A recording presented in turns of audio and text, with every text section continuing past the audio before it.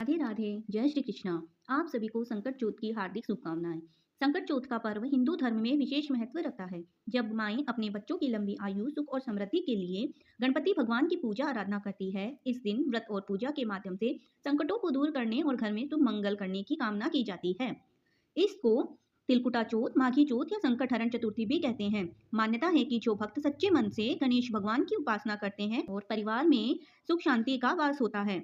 इस दिन की पूजा विधि और नियमों का पालन अत्यंत शुभ फलदायी होता है। जो महिलाएं पहली बार संकट चौथ का व्रत रखने जा रही हैं, उन्हें पूजा करते समय खास सावधानी बरतनी चाहिए। आज की इस वीडियो में मैं आपके साथ संकट चौथ की बहुत सी सरल पूजा विधि शेयर करने वाली हूँ और वीडियो के लास्ट में आप जानेंगे संकट चौथ की तिथि और शुभ मुहूर्त के बारे में। संकट चौथ की जो मुख्य पूजा होती है वह आप अपने घर की, अपने क्षेत्र की मान्यताओं के अनुसार अभिजीत मुहूर्त में या फिर शाम के समय कर सकते हैं। क्योंकि कुछ जगह पर शाम के समय जो मुख्य पूजा होती है वह की जाती है, कुछ जगह पर दिन के समय अभिजीत मुहूर्त में पूजा की जाती है। तो संकट चौथ की पूजा करने के लिए सबसे पहले आपको एक चौकी की स्थापना करनी चाहिए, जिसके ऊपर आप पीला या लाल वस्त्र बिछा सकते हैं। इसके बाद फूलों का आसन देकर उसको गणपति भगवान की मूर्ति को विराजमान करें।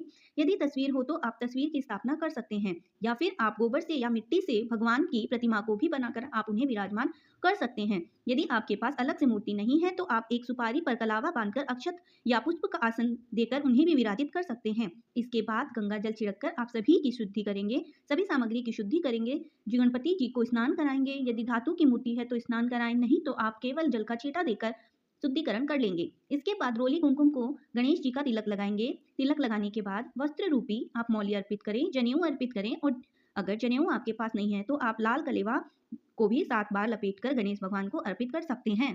इसके बाद आप थोड़े से अक्षत या पुष्प का आसन देकर एक दिया रखकर प्रज्वलित करेंगे। दिया आप घी या तिल के तेल का प्रज्वलित कर सकते हैं। संकट चौथ के दिन आप तिल को ज़्यादा से ज़्यादा प्रयोग करें। दिया जलाने के बाद आप दिए का भी पूजन करें, क्योंकि जो दीपक है वह हमारी पूजा का साक्षी होता है।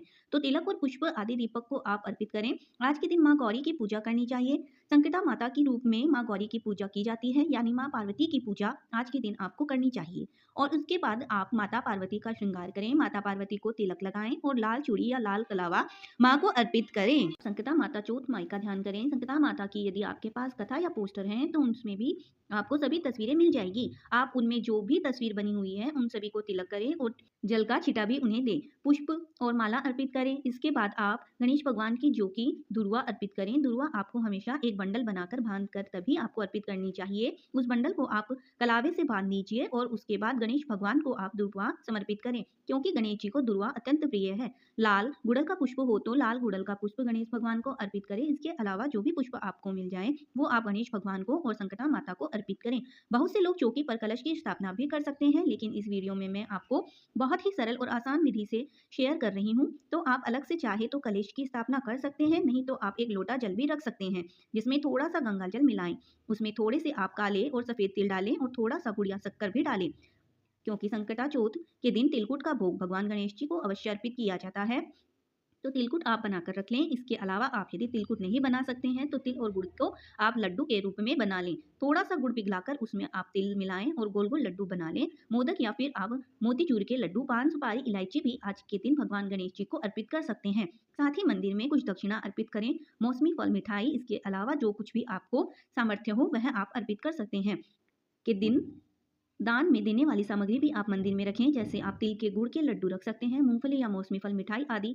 ये वस्त्र दक्षिणा आप जो भी आपके सामर्थ्य हो आप उन्हें मंदिर में रख सकते हैं। जो भी आपके सामर्थ्य हो उसके अनुसार आप मंदिर में रखें।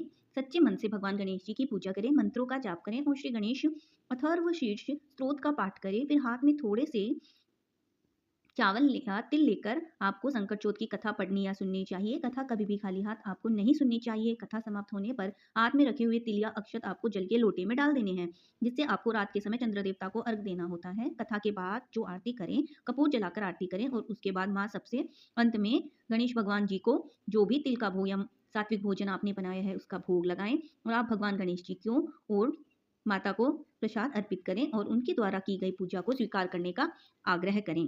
साथ ही पूजा पाठ में हुई गलतियों के लिए क्षमा याचना करें। यदि कोई भूल चूक हो जाती है तो उसका दोष नहीं लगता। अब यहाँ पर आपको एक बात का ध्यान रखना है, जिन जगहों पर दोपहर में यानी अभिजीत मुहूर्त में सुबह के समय संकट चौथ की मुख्य पूजा की जाती है, तो जो जल का लोटा आपने रखा हुआ है उसे आप सूर्य देवता को अर्घ देंगे। जो लोग रात के समय या शाम के समय गोधूलि बेला में संकट चौथ की मुख्य पूजा करते हैं, तो जो जल का लोटा जिसमें आपने काले तिल कथा सुनने के बाद डाले हैं, उसका अर्घ चंद्रमा देवता को देंगे।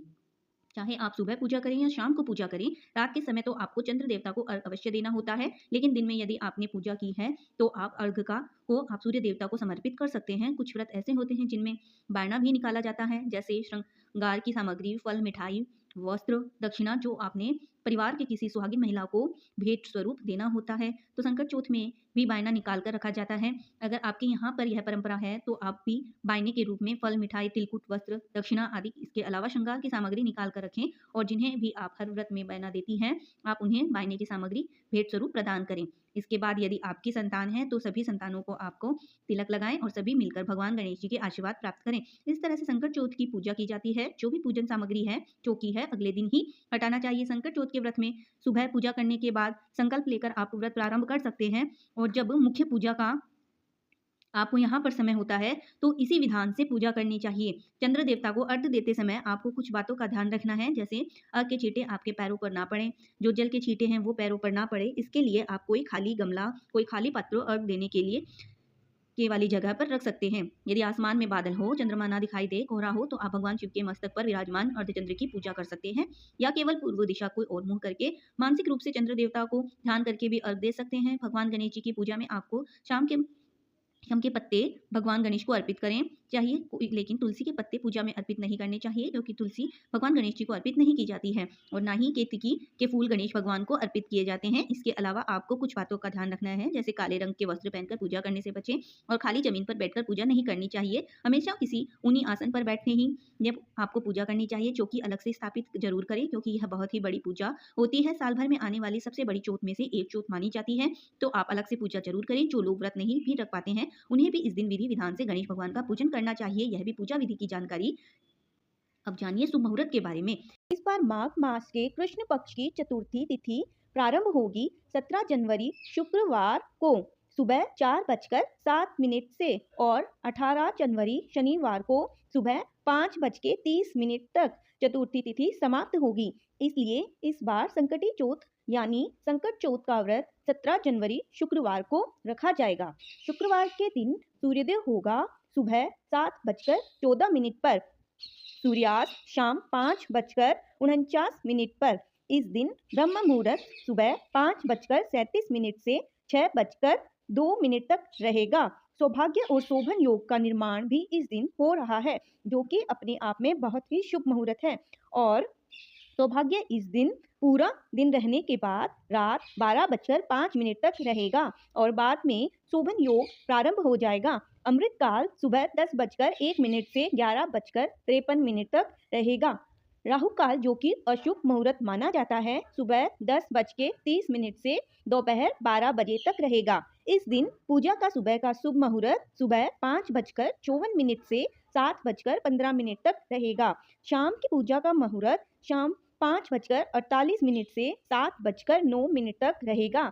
अभिजीत मुहूर्त दोपहर 12:15 से 12:05 तक रहेगा, और चंद्रोदय रात 9:18 पर। तो शाम की पूजा तो आप अपने समय पर कर सकते हैं, लेकिन चंद्र देवता को जो अर्घ दिया जाता है वह इस समय के बाद से आप कभी भी अर्घ देकर व्रत खोल सकते हैं। वैसे तो इस व्रत को निर्जला और निराहार ही रखा जाता है, लेकिन जिनकी सामर्थ्य निर्जला निराहार की ना हो, वह इस व्रत को फल और दूध के साथ भी ग्रहण कर सकते हैं। व्रत का पारण करते समय मूंगफली, दूध, तिल और गुड़ के लड्डू या फिर शकरकंदी खाकर व्रत का पारण किया जाता है। इसके अलावा संकट चौथ के व्रत में नमक का त्याग करना चाहिए। यदि बहुत आवश्यकता हो तो सेंधा नमक से बने हुए व्यंजन, जो कि सात्विक होने चाहिए, जो फलाहार होता है, वह आप ग्रहण कर सकते हैं। यह भी आज की वीडियो उम्मीद है कि आपको अच्छी लगी होगी।